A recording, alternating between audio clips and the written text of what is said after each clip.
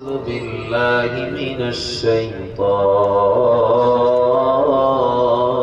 الرجيم.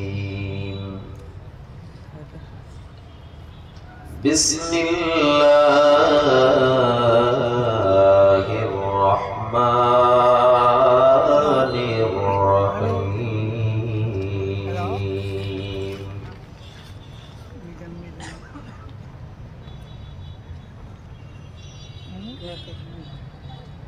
قل إن صلاتي ونسكي ومحياي ومماتي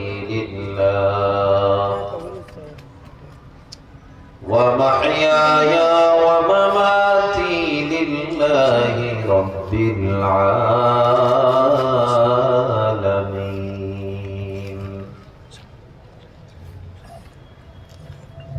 صدق الله مولانا العظيم. وقال النبي صلى الله عليه وسلم: كل أمتي يدخلون الجنة إلا من أبى. قيل من أبى؟ قال من أطاعني دخل الجنة ومن عصاني فقد أبى. وقال النبي صلى الله عليه وسلم: من أحب لله وأبغض لله وأعطى لله ومنع لله فقد استكمل الإيمان. درود الشريف. اللهم صل على محمد وعلى آل محمد كما صليت على إبراهيم وعلى آل إبراهيم إنك حميد مجيد. اللهم بارك على محمد وعلى آل محمد كما باركت على إبراهيم وعلى آل إبراهيم إنك حميد مجيد. मौत को समझा है जाहिल इख्तिताम जिंदगी, दर हकीकत मौत तेरे इब्तिदाए जिंदगी। ई चमन सखरा भी होगा ये कब्र बुलबुल को दो, ताकि अपनी जिंदगी को सोच कर कुर्बा करे जिंदगी है अज़बराए बंदगी, जिंदगी बेबंदगी शर्मिंदगी। आयश अशरत के लिए दुनिया नहीं, याद रख तू बंदा है मेहमानगी। ला इलाहा इल्लल्लाह, ला इलाहा इल्लल्लाह, ला इलाहा इल्लल्लाह, ला इलाहा इल्लल्लाह, ला इलाहा इल्लल्लाह, ला इलाहा इल्लल्लाह, ला इलाहा इल्लल्लाह, इल्लल्लाह, ला इलाहा इल्लल्लाह, ला इलाहा इल्लल्लाह, मुहम्मदुर रसूलुल्लाह। अस्तगफिरुल्लाह रब्बी मिन कुल्ली ज़ंबिन व अतूबु इलैहि। ला हौला वला कुव्वता इल्ला बिल्लाह, ला हौला वला कुव्वता इल्ला बिल्लाहिल अलिय्यिल अज़ीम। रब्बि इश्रह ली सदरी व यस्सिर ली अमरी واحلل عقدة من لساني يفقهوا قولي ইসলামিক রিসার্চ সেন্টার কক্সবাজার উদ্যোগে আয়োজিত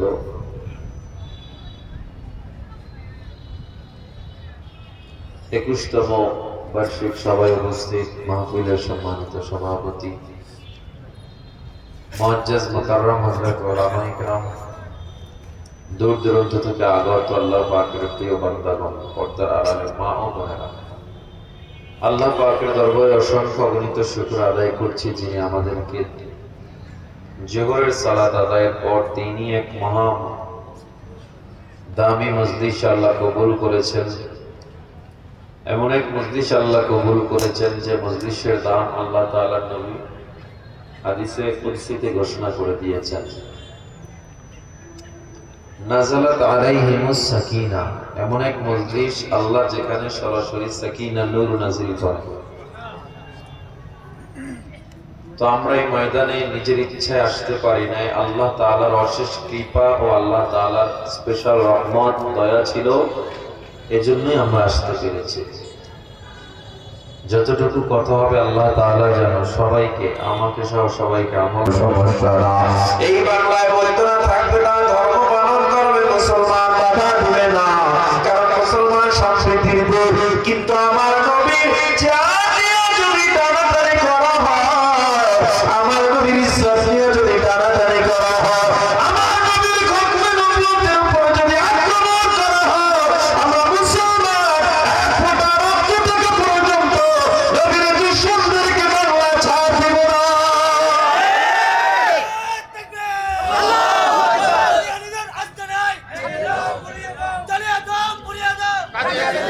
মুসলমান ইমানদার আল্লাহর গোলাম, কাফির কাফের, কারণ তারা নিজেদেরকে নবী দাবি করেছে।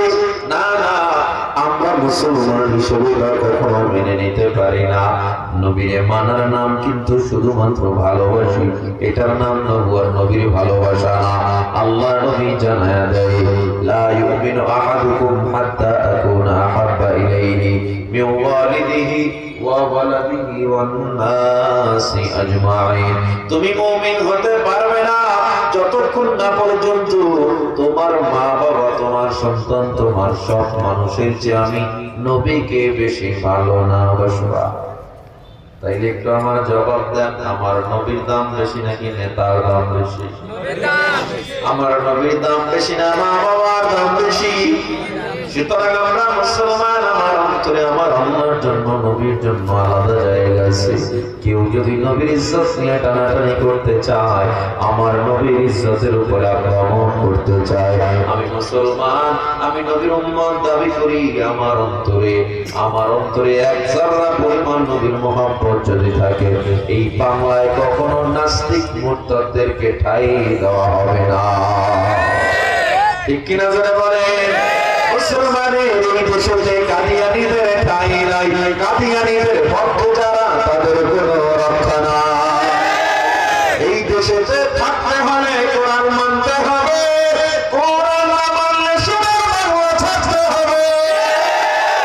জোর কদমে সামনে চলো, বজ্র কণ্ঠে আওয়াজ তোলো, সবাই মিলে একই তালে দাও না স্লোগান, নারায়ে তাকবীর, আল্লাহু আকবার, নারায়ে তাকবীর, আল্লাহু আকবার। দিন ইসলাম, দিন ইসলাম, জিন্দাবাদ, জিন্দাবাদ, জিন্দাবাদ, জিন্দাবাদ, ইসলাম, দিন ইসলাম। ইসলাম নিয়ে আমাদের মধ্যে কোনো দলাদলি যেমন থাকতে পারে না, নবীর ব্যাপারেও কোনো দলাদলি থাকবে, এটা ইসলামের বাইরের কাজ হয়ে যাবে। ইসলাম পুনর্গঠন হয়েছে পয়গম্বরের মাধ্যমে। তাওরাত, জবুর, ইনজিল খতম হয়ে গেছে, তালা লেগে গেছে কোরআন আসার পরে। এই কোরআন আমার নবীর উপরে নাযিল হয়েছে। হেরার আলো সেদিন থেকে গোটা বিশ্ব ছড়িয়ে গেছে, আজ পর্যন্ত ছড়িয়ে যাচ্ছে, কিয়ামত পর্যন্ত কোরআনের নূর ছড়িয়ে যাবে। যারা কোরআনের নূরকে নিভে দিতে চায়, কোরআনের নূর নিভবে না, তারাই নিভে যাবে। ওয়াকুতুবিহি, আল্লাহ কয় ঈমান আনছো, ঈমানদার হওয়ার জন্য আল্লাহর উপর ঈমান আনছো, নবীর উপরে আনছো, ফেরেশতাদের উপরে আনছো, আরো কিছুর উপর ঈমান আনতে হবে। ওয়াকুতুবিহি, কিতাবের উপর ঈমান আনতে হবে। 108 খানা সহিফা কিতাব, এর মধ্যে আবার আলাদা আছে তাওরাত, জবর, ইনজিল, কোরআন। এই সবগুলোর উপরে ঈমান আনার দরকার আছে না নাই? কোরআনের উপরে আমরা ঈমান আনছি, বিশ্বাস করছি। কোরআনকে বিশ্বাস করে কেমনে? এই কোরআন ভালোবাসে বিশ্বাস করতে শেষ নাকি আমলের মাধ্যমে সেটা প্রমাণ করতে হয়? কোরআনে আল্লাহ বলে সুদ খাওয়া জায়েজ নাই, তুমি সুদ খাও। কোরআনে আছে তুমি জাতি কখনো সফলতা চোখে দেখতে পারবে না। দেশের ক্ষমতা পালাবদল বারবার হবে, তবুও দেশে শান্তি আসবে না। যত পালাবদল হোক, যত রাষ্ট্র ক্ষমতা চেঞ্জ হোক, মানুষ শান্তির জন্য ছুটবা যতদিন না পর্যন্ত ওই গোড়ায় নবী আদর্শ ঢুকবে, ইসলাম মানসিকতা থাকবে। আল্লাহওয়ালা নামাজি লোকগুলো যারা অন্যের হক নষ্ট করবে না, এই লোকগুলো যতদিন না নেতৃত্বে যাবে, এদের সুন্দর হবে না, দুর্নীতি মুক্ত হবে না, রাস্তার টাকা টেন্ডারবাজি বন্ধ হবে না, অন্যায় সম্পদগিরি দুর্নীতি বন্ধ হবে না।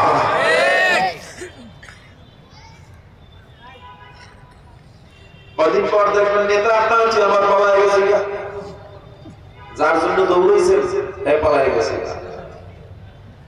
এই জন্য বুঝে শুনে বান্দা আগাও, বুঝে শুনে নিজের জীবনটাকে সাজাও।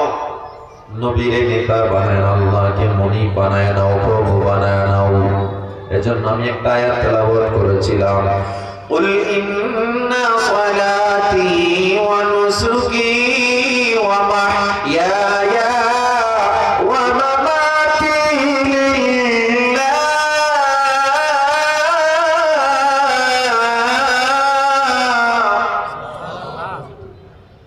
ওয়া মাহইয়ায়া ওয়া মামাতি লিল্লাহি রাব্বিল আলামিন। আল্লাহ কয়, হে নবী জানায় দেন, আমার নামাজ, আমার রোজা, আমার কুরবানি, আমার বেঁচে থাকা, আমার মরে যাওয়া সব হবে একমাত্র আল্লাহর জন্য। সবাই বলেন কার জন্য?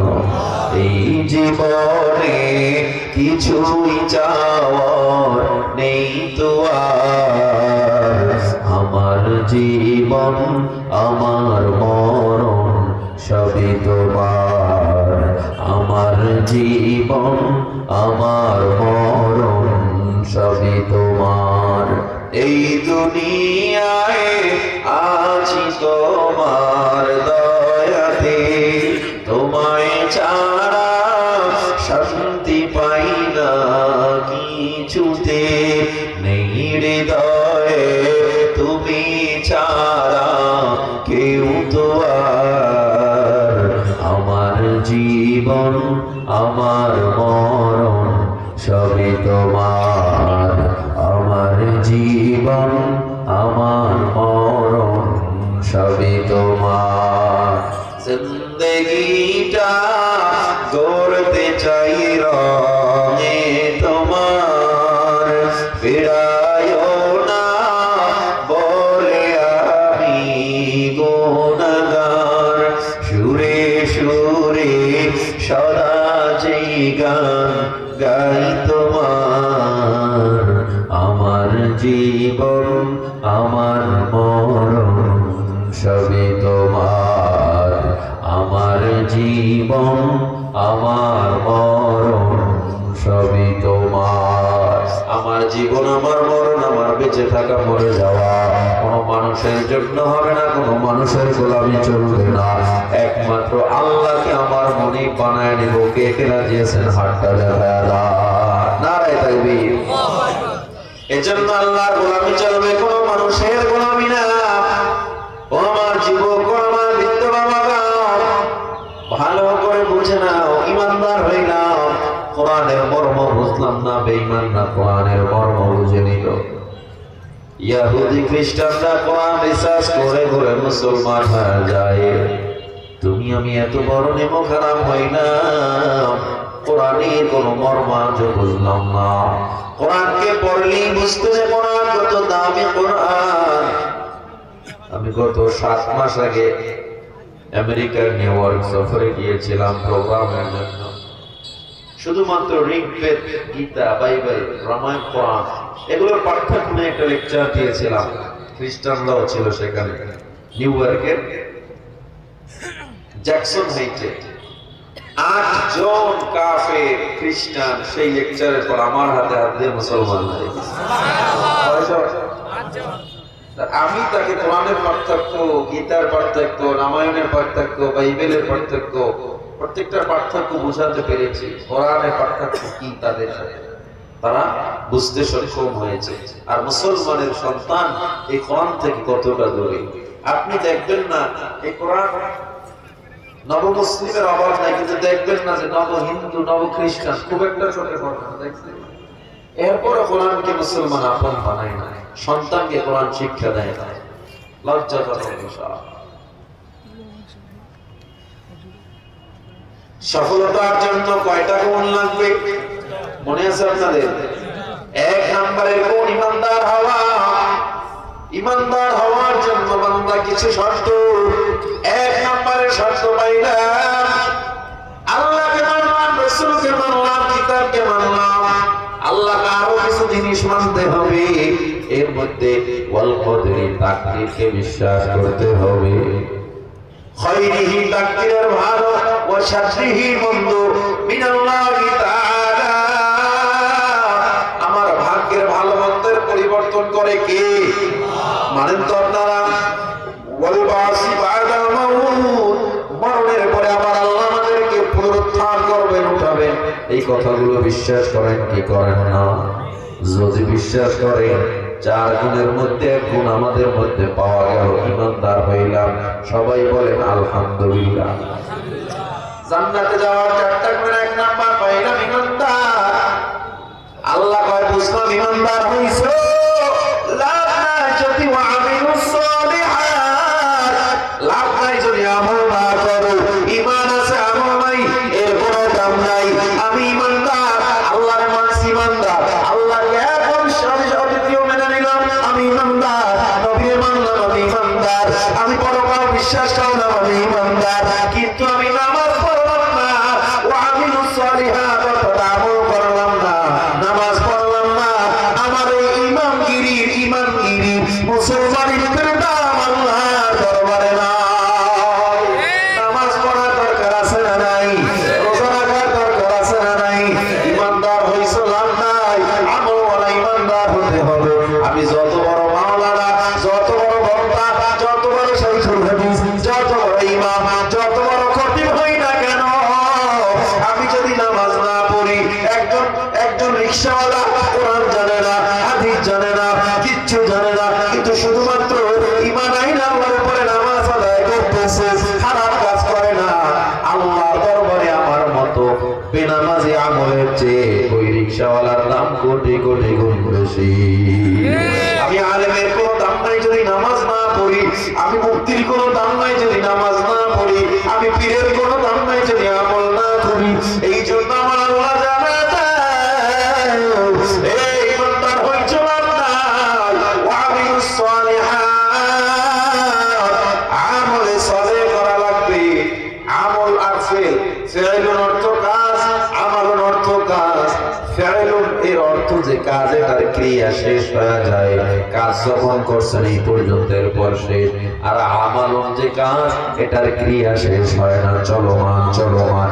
এখন নামাজ পড়ছেন, এর প্রতিদান আল্লাহ দুনিয়াতেও যেমন দিবে, আখিরাতেও প্রতিদান দিবে। জোরে জোরে করেন সুবহানাল্লাহ। নামাজ, রোজা, হজ, যাকাত, পর্দা, সুদ না খাওয়া, ঘুষ না খাওয়া, সব আমলের বয়ান, আমল করো। কিন্তু মা বাবার খেদমত যদি না করো, ওই আমলের কোনো দাম আল্লাহর কাছে নাই। তোমার নামাজের কোনো দাম আল্লাহর কাছে নাই। তুমি 40 বার হজ করো আর মা বাবা তোমার উপরে অখুশি, তোমার ওই হজের কোনো দাম নাই। তোমার মা বাবারে তুমি কষ্ট দিয়ে যদি বাইতুল্লাহ গিয়া 50 বার তুমি কাবার গেলাম, কারো লাভ নাই। মা বাবার মনে কষ্ট দিয়া যত সিজদা আল্লাহর দরবারে কবুল হবে না। এই জন্য যদিও 5টা আমাদের শ্রেষ্ঠ বুনিয়াদের উপরে মা বাবার ব্যাপার নাই, কিন্তু মা বাবারে বেজার রাইকা তুমি যত বড় আমল বলা হও কোনো লাভ নাই, আছে নাকি? আল্লাহ তাআলা মা বাবার ব্যাপারে পবিত্র কোরআনে বড় সতর্কবাণী দিয়ে দিয়েছেন। ওয়াকাদা রাব্বুকা আল্লা তা'বুদু ইল্লা ইয়্যাহু ওয়া বিল ওয়ালিদাইনি ইহসানা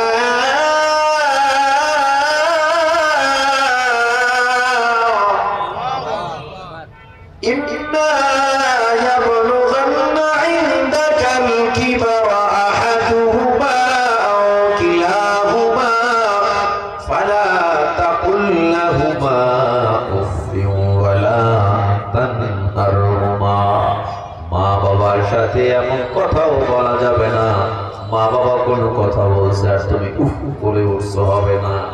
উফ, আল্লাহ কি বলছে? ফালা তাকুল লাহুমা উফ। তাইলে মা বাবার খেদমত কক্সবাজারবাসী বেশি বেশি করে, এই জন্য এদের মা বাবার বাজার দরকার নেই, ঠিক না? কক্সবাজারে সব ফলাফল মা বাবার ছাড়া কিছু বুঝে না, বেয়াদবি করে না, ঠিক না? মা বাবার সাথে কেউ শব্দ পর্যন্ত বলে না, ঠিক নেই? ওই সন্তানের উপরে বাবাও বেজার, আল্লাহ বেজার, বাবা বেজার। দেখেন, যেই সন্তানের উপরে বাবা বেজার আল্লাহ বেজার হয়ে যাবে। যে সন্তানের উপর আল্লাহ খুশি বাবা খুশি, যে সন্তানের উপরে বাবা খুশি আল্লাহর খুশি হয়ে যাবে। এরপরে নাম্বার সাথে 1 নাম্বার পাইলাম ইমানদার, 2 নাম্বার পাইলাম আমল, 3 নাম্বার ওয়াতাওয়াসাউ বিল হক।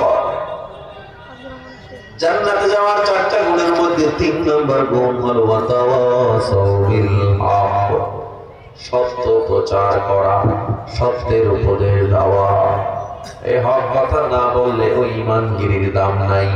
হক কথা না বললে দেখবেন ইমাম ইমামতি করে হক কথা কয় না কেন, চাকরি থাকবে না, আছে না নাই? আসেনি? বক্তা বক্তা কি করে হক কথা কয় না। হক কথা বলা সবার দায়িত্ব, যে যেই সেক্টরে আছেন না কেন হকের উপরে থাকা সবার দায়িত্ব। 5 নাম্বার গুণ হলো ওয়াতাওয়াসাউ বিস সাবর, ধৈর্য ধারণের উপদেশ দেওয়া। ধৈর্য আমাদের মধ্যে আসেনি, আছে সবার মধ্যে, কথা কয় না। চিটাঙ্গের মানুষ কেন যে কথা কয় না এটাও বুঝি না। আছে ধৈর্য? আসলে আমাদের ধৈর্য নাই। ধৈর্য কাকে বলে? 4 নাম্বার গুণ আল্লাহ বলছে ধৈর্য নিজেও থাকা লাগবে, ধৈর্যের উপরে অন্যকেও উপদেশ দিতে হবে। ধৈর্য হলো ওয়ালানাবলুওয়ান্নাকুম বিশাইইন মিনাল খাউফি ওয়াল জু'i ওয়া নাকসিম মিনাল আমওয়াল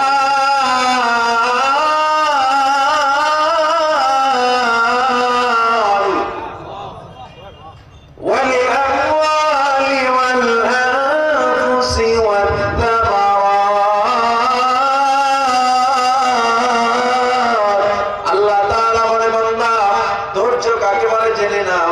আমি তোমাকে পরীক্ষা করব, আমি তোমাকে বিপদে ফলাবো, আমি তোমার পেটে ক্ষুধা দিব, তোমার ঘরে টাকা থাকবে না, তোমার ঘরে অভাব।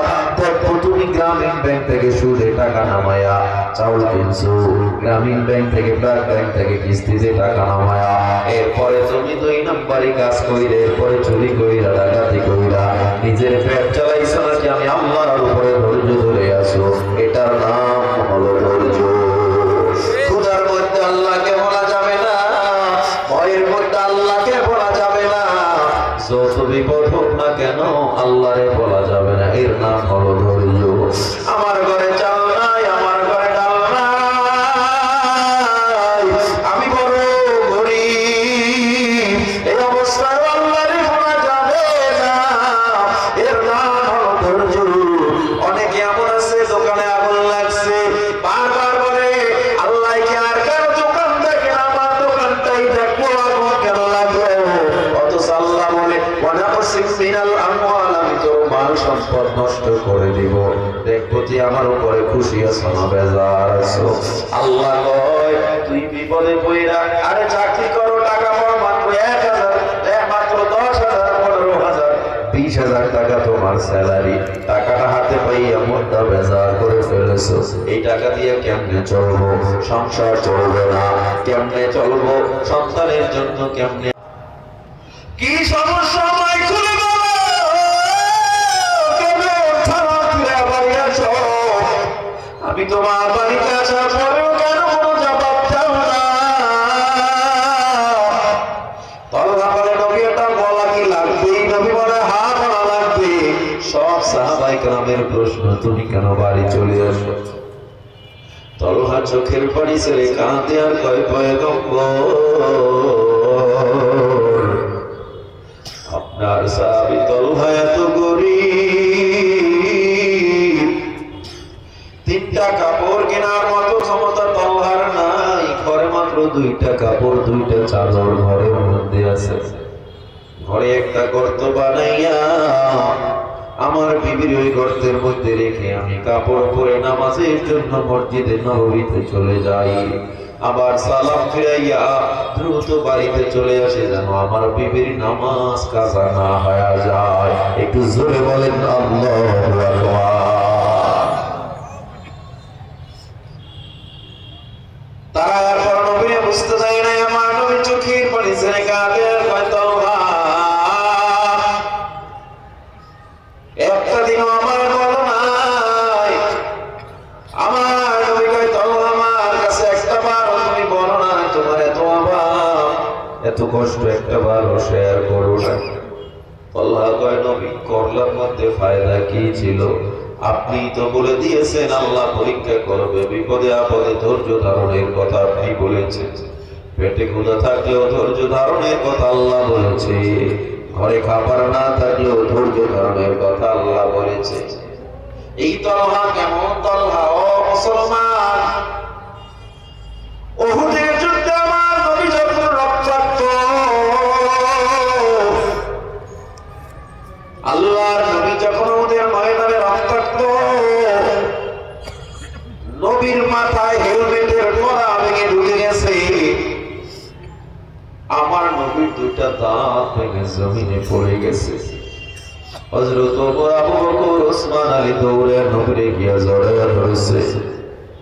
আমার নবীরে জড়াইয়া হযরত ওমর, ওসমান আলী, আবু বকর, আমিরে হামজা কাঁদে। আল্লাহ নবীর ওই চেহারার কপাল থেকে লোহার গড়াটা হযরত ওমর দাঁত নিয়ে যখন টান দেয়, ওমরের দুইটা কাঁচা দাঁত ভেঙে জমিনে পড়ে যায়। আমার নবী চোখ মেলে ডাক দিয়া কয়, তোমার কি কষ্ট হয় না? তোমার চোখ, তোমার এই যে তোমার চোয়াল ভেঙে রক্ত পড়ে দাড়ি ভিজে যাইতেছে। হযরত ওমর বলে পয়গম্বর আমার কষ্ট কেন হবে? আপনার আজকে মুখ রক্তাক্ত, আপনার মাথা রক্তাক্ত, আপনার দাঁত ভেঙে গেছে, আমি ওমরের তো কিছুই হওয়ার কথা না। তবে নবী আমার একটা কষ্ট, লিআন্নালি নাফসান ওয়াহিদা, ও পয়গম্বর আমি ওমরের একটা কষ্ট, আল্লাহ কেন আমার একটা জীবন দিল? আল্লাহ যদি আমাকে 100 জীবন দিত আপনার জন্য কোরবানি করে দিতাম। আল্লাহ নবী আবার ডেকে বলে, ও যাও সাহাবায়ে কেরাম মার খায়, ময়দানে নেমে যাও। ওসমান আলী, আবু বকর কেউ যাইতে চায় না। পয়গম্বর কেমনে যাব? আপনারে একা রাইখা ইহুদি বেঈমানরা কাফেররা আপনারে তো চিরে ফেলবে, আপনারে তো রাখবে না, আপনি না থাকলে তো আমরা বেঁচে থাকতে পারবো না। আমার মায়ার নবী ডেকে বলে, ওমর যাও যাও, আমার কাছে থাকার দরকার নাই, আমার অর্ডার। ওই আল্লাহর কসম, যে আল্লাহর হাতে আমার জান, আমার প্রাণ, আমি কসম দিয়ে বললাম তোমরা ময়দানে নেমে যাও, যুদ্ধের জন্য তোমরা ময়দানে নামো, আমার কাছে থাকা লাগবে না। হযরত ওমর, আলী, আবু বকর নবীর অর্ডার পেয়ে বাধ্য হয়ে যখন ময়দানে চলে গেছে, আমার নবীর একা পেয়ে বেঈমানরা তীর মারা শুরু করেছে। হযরত তালহা রাদিয়াল্লাহু তাআলা লাফ দিয়ে গিয়ে নবীর জড়ায়া ধরছে। এই তালহা কেমন তালহা জানো? যেদিক থেকে তীর আসে সেদিকে তালহা তার বুক করে ঘোরা দেয়, যেদিক থেকে তীর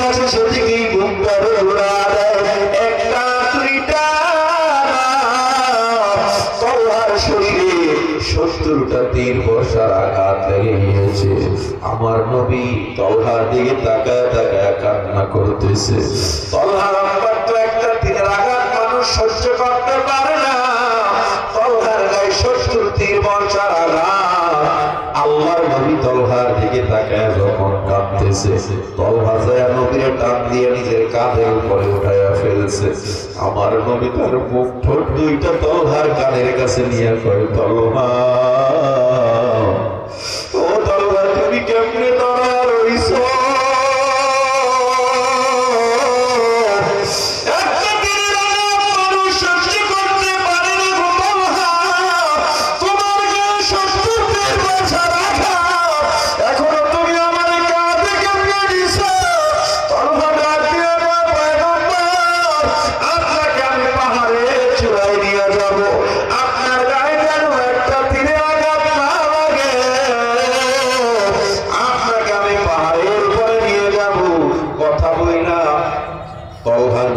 কাঁধে করে পাহাড়ের উপরে চলে গেছে।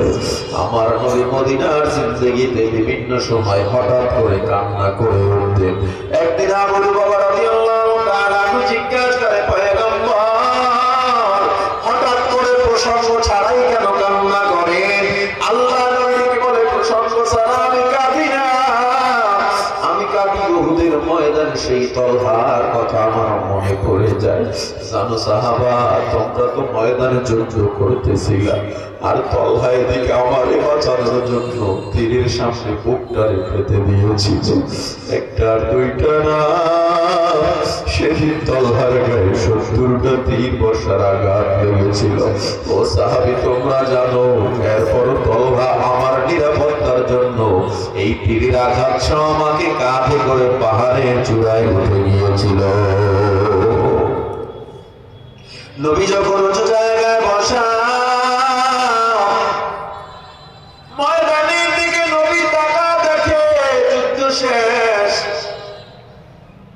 একজন পাহলোয়ান, চেহারায় কালো কাপড় বাঁধা, চেহারাটা বোঝা যায় না, চোখ দুইটা বের করে যুদ্ধ করতেছে। আমার নবী পয়গম্বর হযরত আলীকে ডাক নিয়ে, আলী, এই লোকটা যুদ্ধ করতেছে, যার তরবারিতে এত পাওয়ার, মনে হয় তরবারির ঘূর্ণিতে আগুন লেগে গেছে। এই তরবারিতে এত পাওয়ার কেন? এই সাহাবীটাকে হযরত আলী কয়, নবী আমরা চিনতে পারি না এই সাহাবীটাকে, কিন্তু এমন পাহলোয়ান সাহাবী আমরা পূর্বে তো দেখি না। এই সাহাবীকে জানে আমার নবী দিয়া পড়ায়া কেবল নতুন বউয়ের কাছে পাঠাইছিলেন হযরত সাদ রাদিয়াল্লাহু তাআলা আনহুকে। নতুন বিবির কাছে যাওয়ার পথে মদিনার বাজারে কেনাকাটা করতেছিল বিবির জন্য। হঠাৎ শুনছে উহুদের ময়দানে আমার নবী রক্তাক্ত। সাদ আর বিবির কাছে যায় না, নবীর জন্য ঘোড়া কিনে তরবারি কিনে যুদ্ধের ময়দানে যুদ্ধ করতেছে। নবী চিনতে পারে না, নবী তো মাথায় আসে না যে সাদ আসতে পারে। একা হয়ে সাদের বুকের উপরে একটা তীর মেরে দিল। তীর এসে সাদের কলিজার মধ্যে যখন ঢুকে গেল, সাদ ঘোড়ার পিঠ থেকে জমিনে পড়ে ছটফট ছটফট করতেছে। ছটফট করতে করতে চেহারার কালো কাপড়টা যখন সরে গেল, আমার নবী অসুস্থ মানুষ, দাঁড়াইতে পারে না, কিন্তু সাদ